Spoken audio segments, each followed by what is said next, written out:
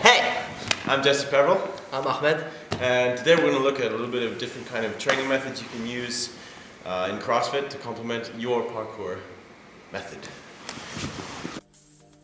Okay, so the first move we're looking at is the ring muscle up. Okay? So Jess, could you try to do a ring muscle up? Yes, sir.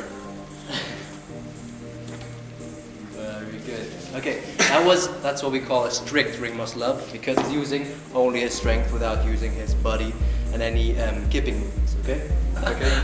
Can you do another one but fully extend your arms when you're hanging in the rings? Alright, boss. Okay, great. Now how can we use this move in parkour?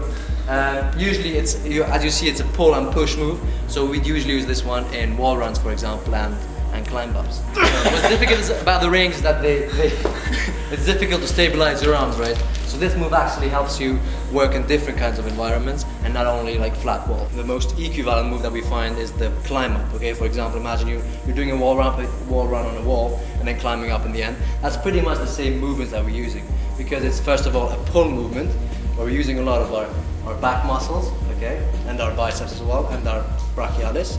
And second, it's a push movement. So when we're converting from, or we're transitioning from a pull movement to the push movement, we're using a lot of our chest and our triceps. Awesome. So the second movement we're looking at is the box jump. Yes, you could try to jump on that box from the ground. I hope you were able to do that. Very nice. As you see, one box not enough, so let's get a second one.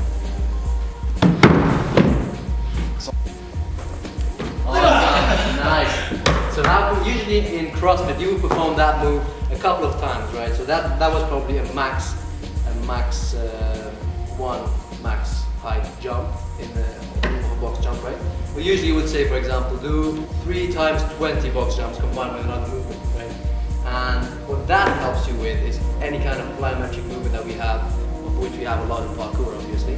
Yeah, so you can perform this move in any kinds of ways. You can do a lot of repetitions. You can, as we said, work out just like one max height jump, right?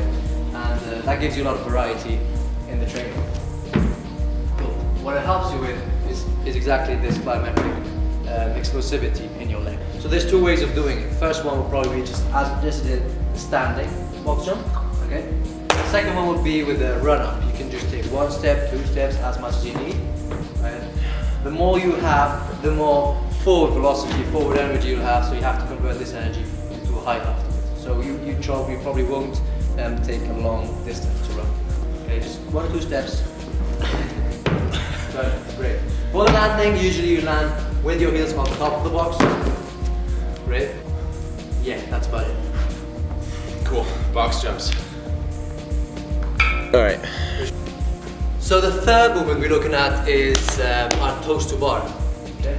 Toes to bar, as the name says, indicates you get your toes to the bottom there. Great. Perfect. The ones that Jeff is performing right now are strict toes to bar. Okay. Now, how is that move? What does it actually work? It works all of your abs, right? It works your explosivity in your hips and all of those muscles that are involved there, right? It also works your grip. In parkour, we need a lot of grip movements. We need to have a strong grip because there's a lot of climbing involved as well. The ab work that it actually does is it helps you to be explosive in all of your movements, right? You need this in precision jumps, in climbing as well. You need this in all kind of explosive movements, right? I guess that's it. Cool. So yeah, you need abs all the time. So toes to bars is a good workout to just be good. Yeah. Parkour. Cool. That was difficult. What we did now today was we just looked at one of the components of CrossFit. CrossFit is focusing on 3 kinds of movements. One of them is weightlifting, right? It's Olympic weightlifting with a lot of heavy weights. It's also mono-cyclical movements, which is all kind of endurance movements. And what we did today is we looked at the bodyweight movements, or what's also called calisthenics.